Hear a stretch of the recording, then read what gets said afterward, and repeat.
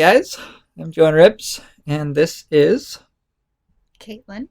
Caitlin, aka Atmofish. There we go. Caitlin and I have been dating for like 7,000 years or something, and we worked together actually on Long War 2. I did a lot of legend balance testing, and we got Caitlin involved doing rookie balance testing as well. And Caitlin is an awesome person to talk to. And so I thought that instead of me just talking nonstop about game design, it would be fun for me to talk to Caitlin nonstop about game design. And maybe she can like get a word in here or there to tell me if what I'm saying makes sense. But what I want to do here is I'm going to sort of break down what I think are the two things, and they're not like strictly exact categories or anything, but the two things that make a game really good. I'm going to break down what they are. I'm going to be really reductivist about it. I'm going to talk about tic-tac-toe and say what the two things are in tic-tac-toe, and then we're going to expand on that a little bit. And I'm going to talk about where I think Long War 2 does really well and where it fails, and I'm going to talk about why I think it does some things really well, and I'm going to talk about why it fails at some things as well. So, I was not informed of any of this before the video. Caitlin has no idea what's going on. I'm All a right. fresh young mind for him to inform. Okay. Um, so, I assume everybody knows tic-tac-toe, noughts and crosses, right? Knots and crosses? No, tic-tac-toe. All right. Everybody knows tic-tac-toe. You have the noughts and the crosses. What do you call them then? The X's and the O's. The X's and the O's.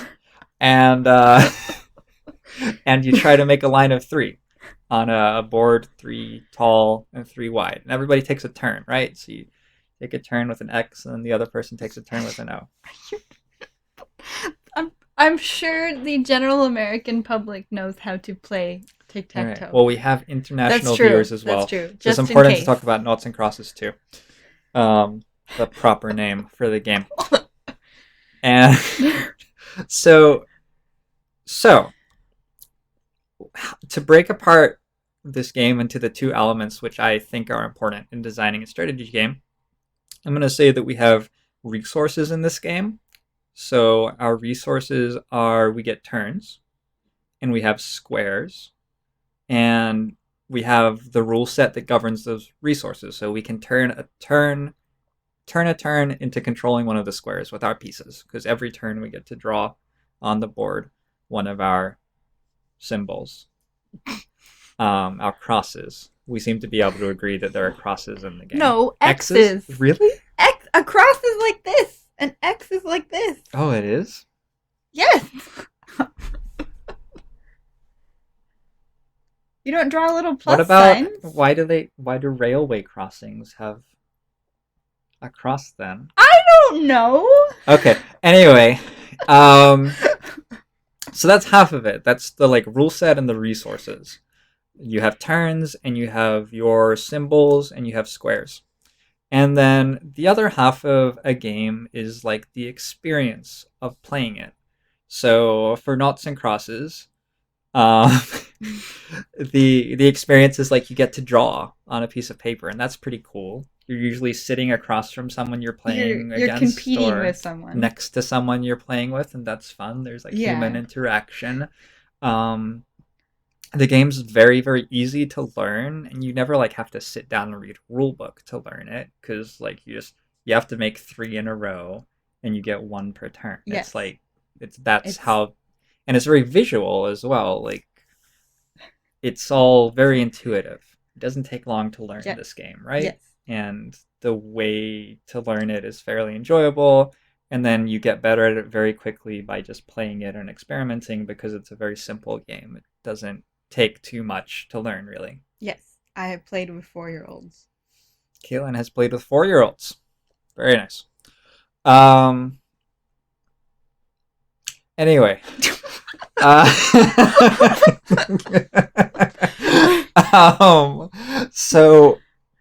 So I'm gonna like, I'm gonna mess around with this idea a little bit. Okay. Let's move up to Connect Four because Connect Four is a Okay. little bit larger Okay. and it's the same game. It's a little more strategy It's the involved. same game, but there's Yeah. more strategy. There's another rule where you can only place your piece on the bottom most available tile in a row, or in a Oh column yeah, like rather, it because has they to fall fall down. down. Yeah. So it's like a little bit more advanced, but it's the same game. And one thing I want to just like imagine for a second that every time you placed a piece, you rolled a die, and if you rolled a 20 on a 20-sided die, you got to place another piece. So we're just like adding an RNG element Is that to like Connect Four. is that like an agility roll? Sure, it's an agility roll. Yes, and some players maybe even have different agility from others. Yeah, Who knows? exactly. And some players might take intelligence rolls, or if they roll. I don't know if you wanted to work D&D into this, No, but that wasn't the okay, plan. sorry. That wasn't the plan at all. So does that game still sound fun? Yes. Does that? Yes. Yes. Okay. You're not like, what if you're playing against someone and you're doing everything right, and then they just roll a 20 and all of a sudden they win, and you had no way, like no control over it? Does that? Mm, It's still, I mean, it's still a chance, though. It's not like they outwitted you. So you can lose that way and not feel that bad about it because you know that you still did your best and you just got unlucky, or I mean, that's what I would tell a kid who's upset about it. okay. Would It's you like it actually was feel just that way a. yourself? Um, I'm, I mean, probably, but I don't take Connect Four that seriously. Okay. So, So maybe if you're in a Long War II campaign, yeah, 50 hours in, yeah, and something really unlucky happens and all of a sudden you that's lose the just a roll of the campaign, dice. Yeah, maybe that is enough to upset you? yes, Okay. So that's like the dark side of RNG. Is like you can be yeah. playing and then all of a sudden you lose and it's irritating. But the there's a bright side of RNG as well. And the bright side is that if I'm playing Connect 4 and I'm like the best Connect 4 player in the world and I haven't memorized the perfect move every time and I'm playing against some opponent and I know that this rule exists, the game stops being trivial for me instantly.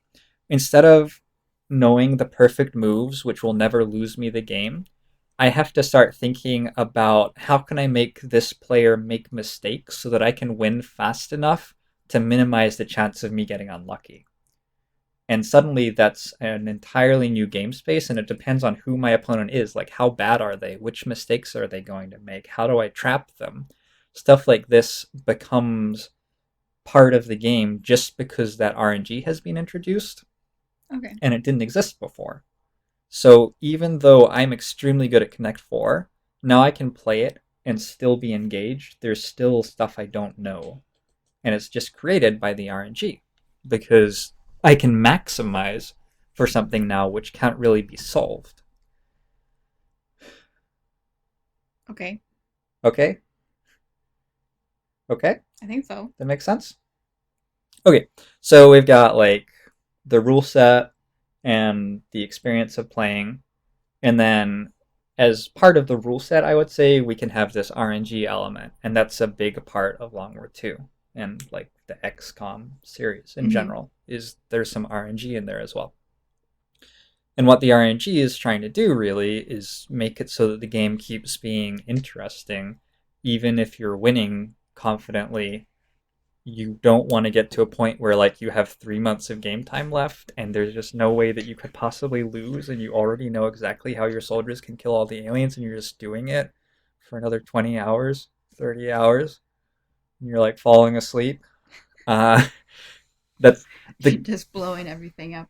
some of the goal with RNG in a game like this is to just take some of it out of your hands so that you have more stuff to be thinking about and controlling. And some people have given me feedback that it's like too much for them, which is like, again, there is the dark side to RNG. Sometimes it causes you to lose when maybe you didn't really deserve to, like you did everything right and then you lose. And if you've played a campaign for 50 hours and that happens, it's pretty easy to understand being upset about that. But then it's the double-edged sword because there's always the bright side, which is that when you're in the end game and instead of knowing for sure that you're going to win or knowing for sure that you're going to lose and it no longer being interesting, there's always some amount of stuff that you're trying to control for and trying to improve to maximize the chance that you win. Because it's not 100% yet. Even if it's 98% chance you win, there's still something that you could probably be worrying about and trying to improve. So RNG is a double-sided sword in that way. Mm-hmm. Okay, cool. So I'm going to talk about some of the new rules in Long War 2, and I'm going to talk about how RNG they are and how the experience for the user sort of feels playing with them based on like feedback I've heard. And I'm going to like say, is this good? Is this bad? And I want your feedback as well. Okay. So I'm going to start with something that's sort of tangential to Long War 2, but I think it's really interesting to think about, and that's squad select. Squad select is fascinating to think about in Long War 2 because the reason that squad select works the way it does is we started with XCOM Enemy Unknown. That's the father of the franchise, basically. And that was made for console as well as PC. So the squad select was meant to be navigable by controller. Is Mm-hmm. navigable a word? I think it Navigationable? is. I think so. What a cool word. Um, but when you have interfaces that are navigable by controller, they're sort of out of necessity not really optimized for keyboard and mouse. Yeah. And XCOM 2, which has now been ported out to control or to consoles, finally, was not originally released for consoles, and it always felt sort of weird having this squad select interface on PC in XCOM Enemy Unknown and Enemy Within and Long War 1 and XCOM 2 Vanilla and Long War 2. It still feels weird. It feels like an odd squad select interface. But it doesn't really matter when you're only equipping 4 to 6 soldiers and you're only equipping like 2 small items and you only have 4 different classes of soldiers, so there isn't too much stuff to think about. And you're also like usually choosing in vanilla, you have your A team. yeah, And barring something else horrible happening, you're always going to be picking that one team. that's a really good point too, because in Long War 2 you might have multiple Yeah. teams going around, and sometimes you're piecing together a team from parts of 2 different teams, and Yeah. all of a sudden you have all sorts of different soldiers doing different things which you're not used to. And carrying different items and having different weapons and so forth, somewhat. Right. So it's very obvious why that doesn't feel great. It's not, the interface doesn't support it.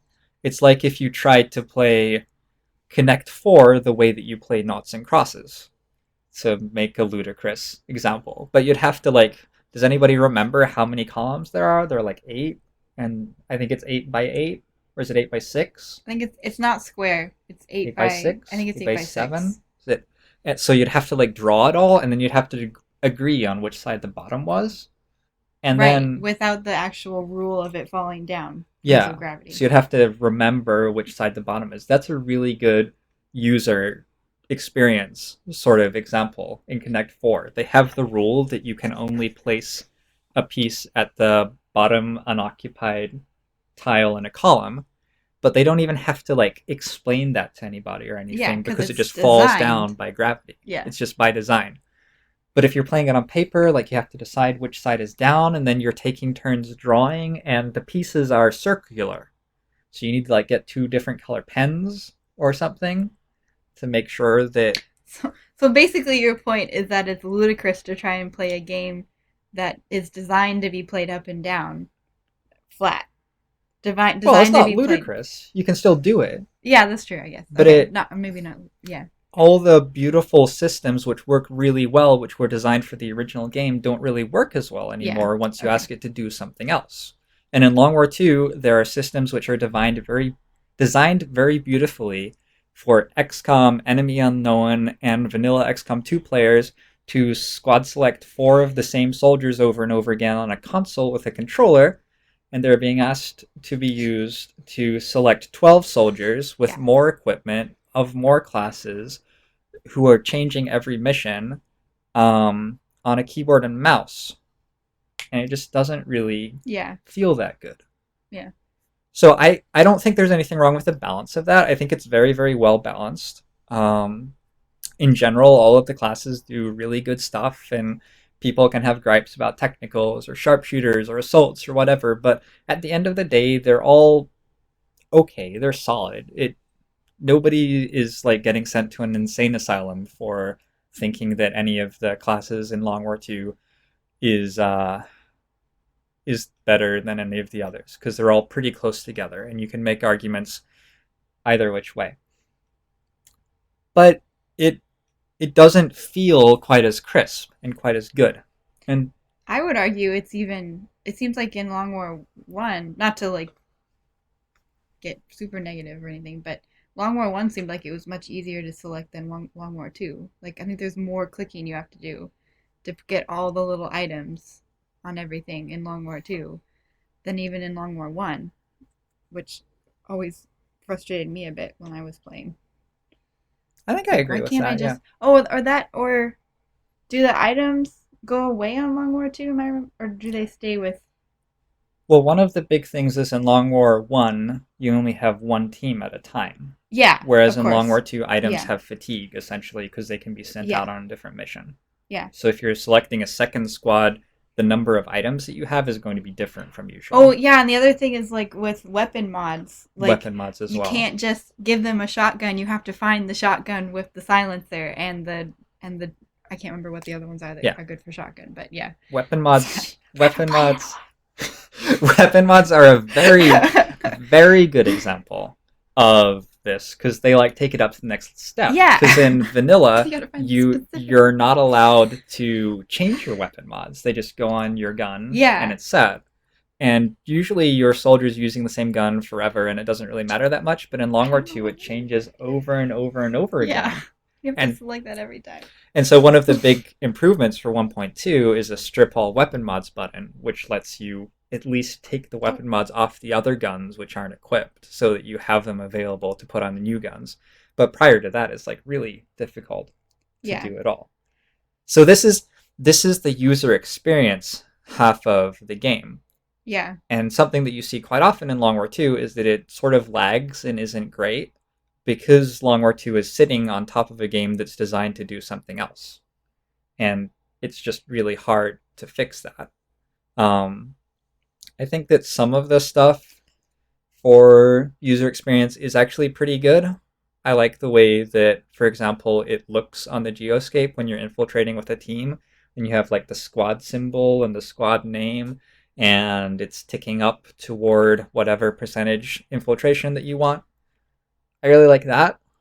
Um, there are other things that were really bad, but were able to be mitigated fairly well just with like simple changes to the game, like the Avenger flying around, which might not be something that you think about very much if you're just settling into Long War II and playing it. But if you play Long War II with vanilla Avenger flight speeds, it takes like 12 hours to fly from one side of the world to the other.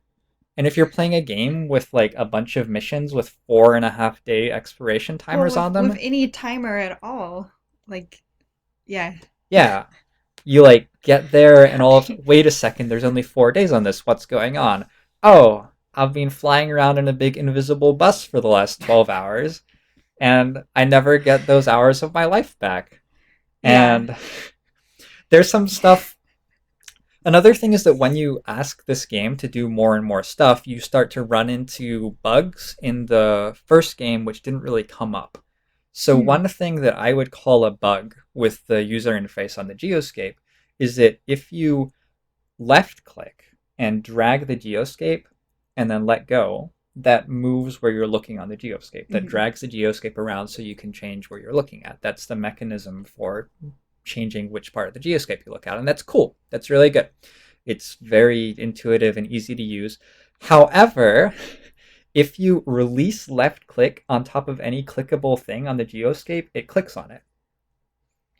So what you want is if you left click and then release on a button on the geoscape, it clicks on it. That's good. But when you have a click and drag thing, I'm going to click and drag and then Yeah. accidentally be on top of a button and release. And all I was trying to do was move the geoscape around, but all of a sudden my Avenger is spending 12 hours flying to the other side of the world. And like Yeah. the retaliation at my Haven, which has a 22-hour expiration, I now can't actually get back to. And poor old John Adams and Sally Hughes are dead. My level 2 rebel with Smoker. Oh no. Oh. So, so that was largely mitigated just by speeding up how fast the Avenger flies. And it looks very zippy, and for the most part, it's not really a big deal anymore.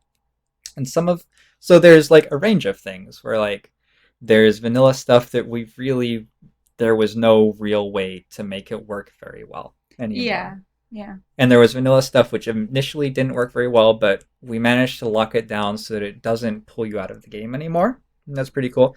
And then there was stuff that we created from scratch, which looks pretty good overall, I would say. And I think more of it's coming in 1.2, and in general looks pretty good.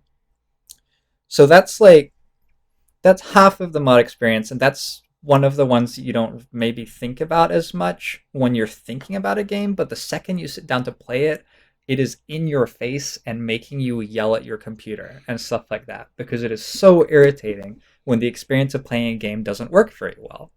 And that's something that I think people should think about way more whenever they're playing any game. Like the fact that Connect 4 has a rule that, and like Gravity does it, It's awesome. that's amazing. It's a great design game. Another really, really, really cool user experience thing is the drop shadow in 3-dimensional games when you jump.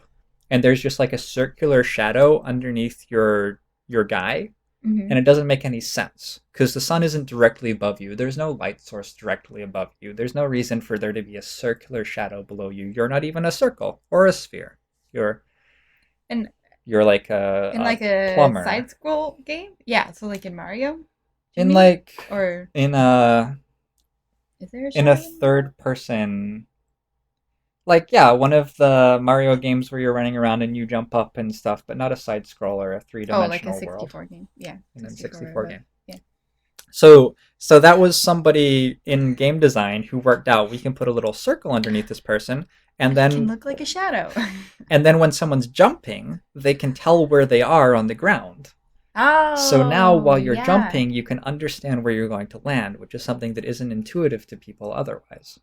And but even that is probably not like I didn't even think of that until now. Although I haven't played a lot of like Mario 64 or newer games, but Well, that's one of the coolest things about it is yeah, when it works, you don't even think. it's not obvious that's what it's doing.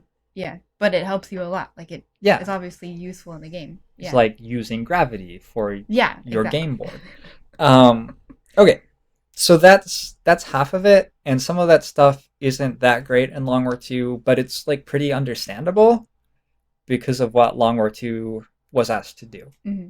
And I don't really like that it's that great, and I would like spend tons of time trying to make it better if I understood how, but like it's really hard to edit the interface with the tools that are available to modders, and I'm not very good at coding, so instead I just struggle with what we've got. That's my personal take. Did like how you select tiles on the combat screen get better? Because that was always a problem. Like, Not really. okay, I was Sometimes just the curious cursor because clicks somewhere you wrong. didn't bring it up, so I was wondering if it got fixed. Yeah, that was really annoying too when I was playing. Yeah.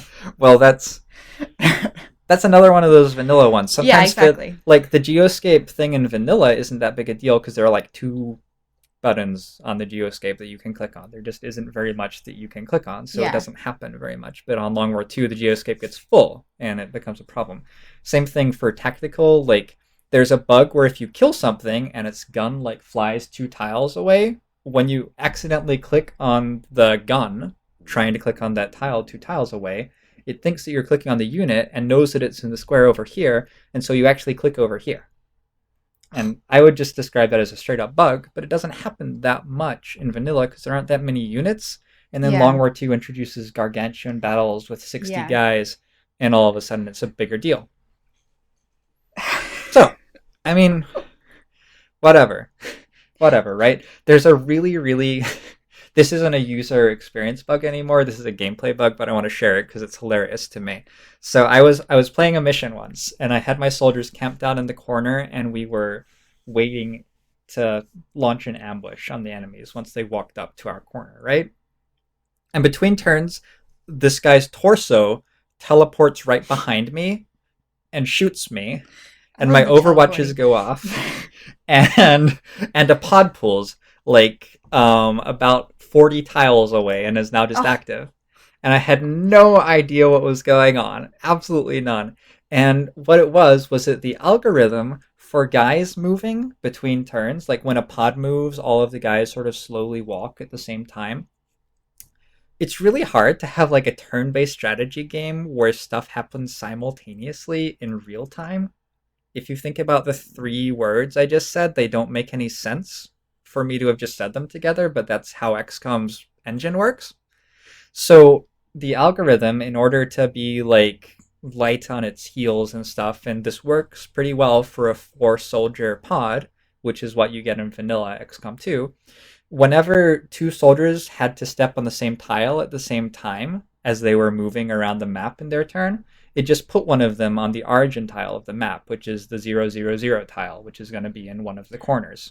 Just for a second, oh, because it didn't want to put them both on the same tile. And then the yeah, and guy then they came like back again. followed. Yeah, And that was, as far as I know, completely undiscovered as a bug for the entire existence of vanilla XCOM 2.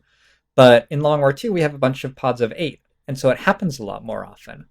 yeah. And so I Well, saw that twice in a month, actually. yeah, I happened to be hiding in a corner, then all of a sudden there was some torso behind and me, it's also and the map was like active. that strategy of like it's a strategy now because there's lots of enemies on maps sometimes to hide in a corner and wait for someone to come find you. Yeah. So, So all of a sudden that becomes a thing. yeah, And sometimes you run into that when you try to ask an engine in a game to do different things from what it was used to doing. Even when all you're doing is like doubling the scale, all of a sudden some of the rules that were set up stop working so well.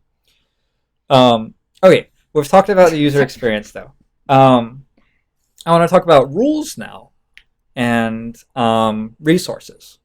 So in vanilla XCOM 2, we have resources like soldiers and guns and the actual things called resources like supplies and alloys and Illyrium and intel.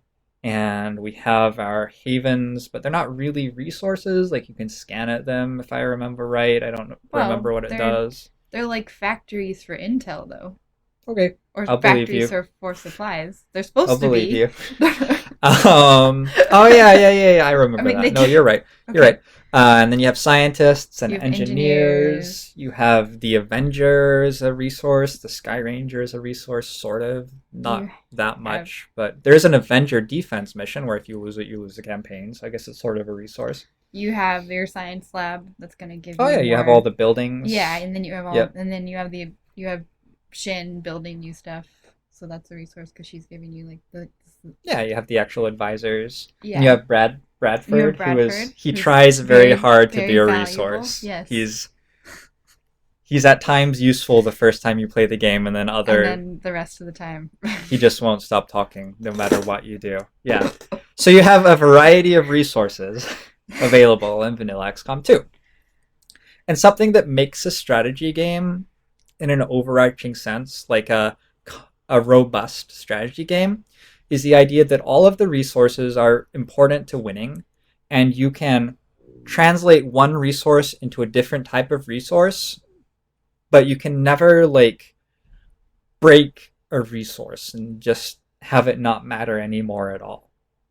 And so in XCOM 2 and like in XCOM games in general, sometimes that will break a little bit. Like supply, for example, might just stop mattering at all late in the game because you can buy everything and stop doesn't matter Yeah, anymore. yeah. Or intel might stop mattering late in the game because it just doesn't matter. Um, I haven't played Vanilla XCOM 2 for quite a while. Soldier experience is a resource, and that might just stop mattering because you have master sergeants. Yeah, So it doesn't matter if you you reach the top. get more of that resource on them. Yeah. And generally speaking, it's sort of okay if a resource like phases out in importance as the game progresses.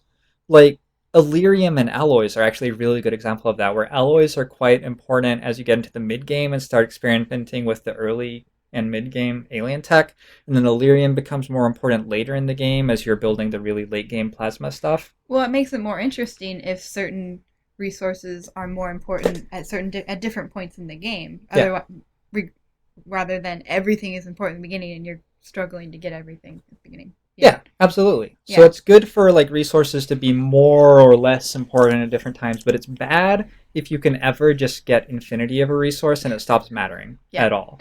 That's pretty dissatisfying to play, I would say. That's like a bad experience.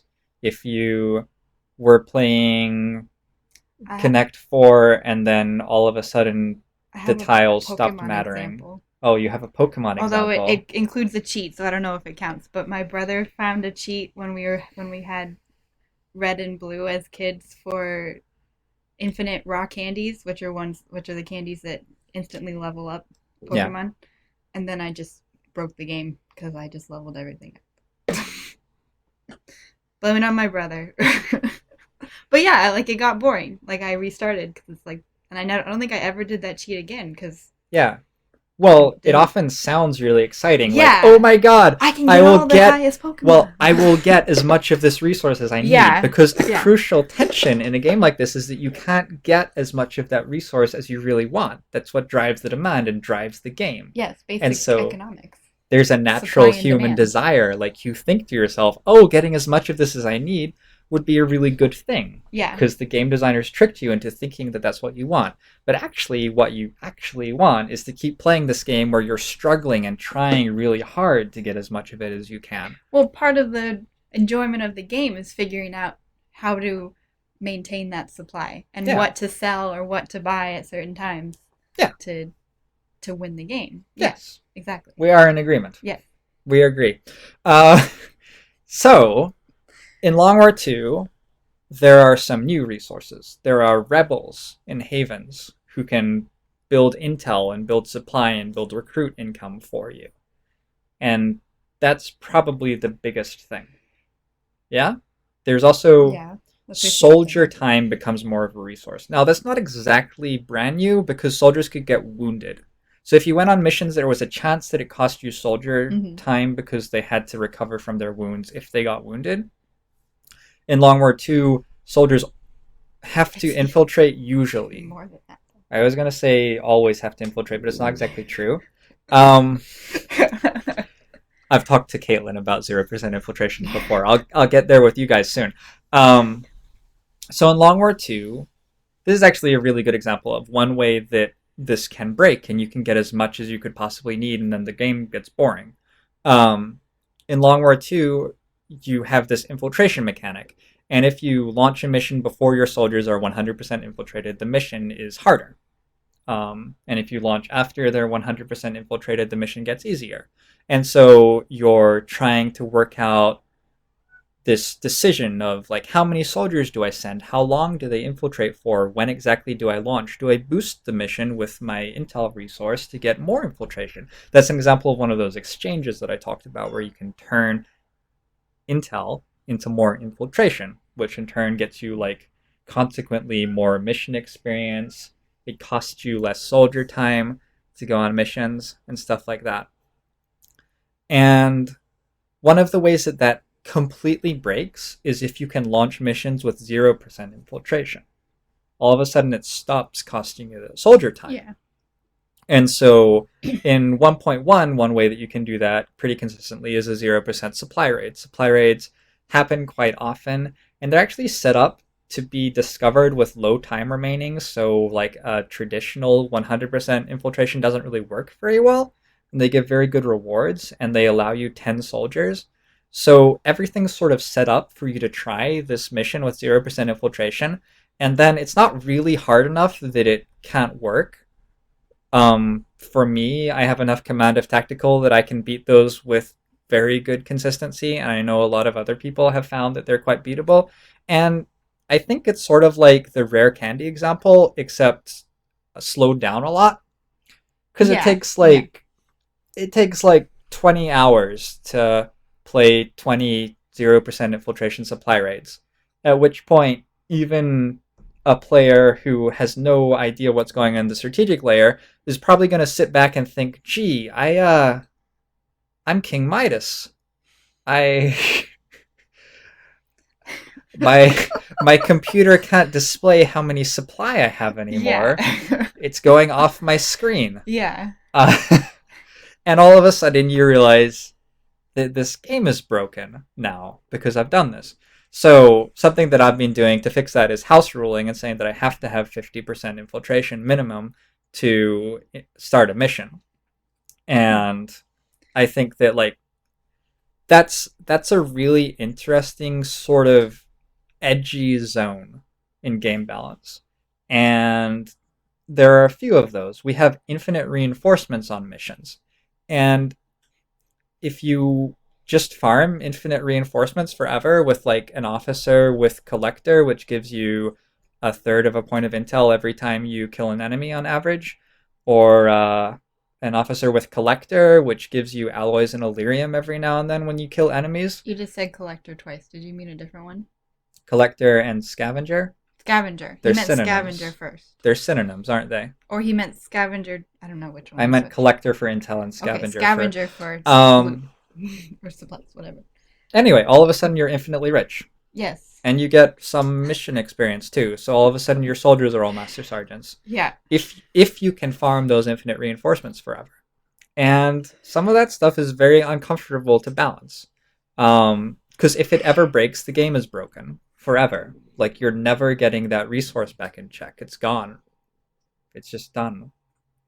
And but it's so also that's not balanced to allow for that. Like you're getting too much of a buff in either of those things for the game to be balanced. In terms of like if you changed it, do you mean like if one of those got changed, that the balance would then be out again? Like you need to rebalance it? well, I think that the game's beatable on Legend without farming infinite Yeah. reinforcements and Or without without doing 0%. 0%. I'm playing with Yeah. those house rules, basically, Yeah. among like a few others, and the game is challenging, but it's still beatable. And obviously, I know a lot about the inner workings of the game and gave a lot of the balance feedback, so I know exactly like when you've given balance feedback, you also know like what things can be like in certain situations which don't come up often because those situations might have come up a lot more beforehand and that's why something got changed. So I can be on the lookout for like if assaults get in this certain place, all of a sudden I can break a campaign with them. And I know that because it used to be easier, but we nerfed them. But if we ever get set up right, I have that strategy Yeah. ready to go.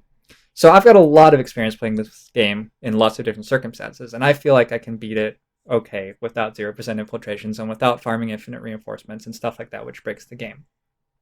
But that's the angle I'm coming at when people are like saying that farming supply raids for resources is necessary for them to get enough economy to play, which is something that like a lot of people say in my stream when I'm talking about nerfing stuff. Mm-hmm. They're like, "Oh, you're going to nerf all the fun stuff," or every time you find something that makes the game enjoyable, you're nerfing it. Why are you doing this? And it's because it's rare candy. You're getting infinite rare candy, and it's fun for you for like a day or two, but then Yeah. the game is broken. And It's fun to see all the evolutions, but then it's never challenging again. yeah. And I mean, I think the people in my chat do understand that pretty well and are just giving me a hard time because I sound like an Yeah. absolute evil supervillain when I'm talking about how I want to balance the game. I think it can be hard if you're struggling and you found this supply of rare candy. Yeah, it's like Like a suddenly lifeline, it's like right? yeah, exactly. But the problem is that there needs to be more balanced lifelines or some other way to dig yourself out that doesn't just break the game for you. Yeah. The goal needs to be to get a player playing in this system where they're constantly challenged, but it's not too difficult. Yeah. And Well, that's what balance is. yeah. Of course. That's back to like the double-edged sword Yeah. of RNG almost. There's a double-edged sword of balance where if you get too much of something, it feels good for a while and then you realize that the game is actually like not challenging anymore and why are you playing? But if you Yeah. don't get enough of it, you get the Long War experience, basically. You feel like you're being slowly crushed by a very slow hydraulic press until you lose. And the reason the reason that Long War feels like that, especially if you play on very high difficulties, is that some people who are very good at the game have spent a lot of time playing with mechanics which are quite oblique because it's hard to communicate new mechanics in a user experience which isn't designed for them. Like we talked about earlier, it's not as simple as gravity anymore. All of a sudden you're having to read the archives and interpret words in certain ways, and some people are going into the INIs and reading specific values and doing math on them and making videos, and check out my other video. Uh, and so gratuitous plug. So if people are doing that and the game's going to stay interesting for them, it needs to be really difficult on the high difficulty. Because you have this double-edged balance sword. If at any point you start running away with resources, the game gets boring. Which is the whole myth of around Long War 1 is that it's and Long War 1 Iron Man is that it's incredibly grueling, and you're not really supposed, I think it even says you're not really supposed to win. Right. Yeah, it's made to gnaw at you until you just give up. Right, and I consider Long War 1 Iron Man Impossible to be quite easy and give myself house rules to make it more challenging when I play now. But that's the double-edged sword. If it's too hard for you, it feels miserable and like you're slowly losing. If it's too easy for you, it starts to feel boring. Very straightforward and sort of boring. Yeah. And it's really hard to find, especially if you only have 4 difficulties to work with. It's not like we're making this game for 4 players. Yeah. It's really hard to find a way to get people in that happy middle spot. And coming full circle, we have to wind this up now because otherwise I'm going to fall asleep in my chair while peeing my pants. Coming around full circle, RNG actually plays a pretty decent sized role in that. So there's a lot more room for me to be on one side of the balance sword, or the other if there's RNG involved in the campaign. Because if a campaign's too difficult for me, I can fish for a really good start. I can restart March a few times until something's going really well. And all of a sudden I'm riding the front of this balance wave, and I've got a few more resources than I should have at this point in the campaign. You're mixing your metaphors. Well, yeah, we're surfing now. Yeah, because surfing actually works better for this, I think. So we're sort of ahead of where we need to be. Mm-hmm. And because of how resources transfer into each other and sort of build off each other, you use resources to build other resources and stuff. If you get ahead at the start, you can start to sort of get out in front. And so RNG helps quite a bit with having to make 4 difficulties work for everybody. And it also helps that if I get ahead of the difficulty curve, there's still RNG which threatens to beat me, and so I still have some sort of game to play to make interesting decisions and stuff. And anyway, that's those are the 3 big things. I said 2 at the start, but apparently it's 3. The resources and rule set, the RNG, and the user experience. Those are the 3 things that make up the game for me. In general, I think the RNG is in a really good place, but I understand why some people think it's too much. I think the difficulty is in a pretty good place, but I understand why some people think it's too hard or too easy, because there's 4. And there's more than 4 of you, I hope. And I think the user experience tried its best. And with under difficult circumstances. And hopefully other people will make it better. And so yeah. That has been my first Long War 2 big rant. I hope that you have enjoyed, and I think we had fun. So we might talk more about other Long War 2 stuff in the future, if you guys want to hear more. Thanks so much for tuning in, guys. I'm Stephen Flavel, aka John Rips. I'm Caitlin McDonald, aka Atmofish. And we were part of the Pavonis Interactive Quality Assurance and Balance team. See you later. Bye-bye.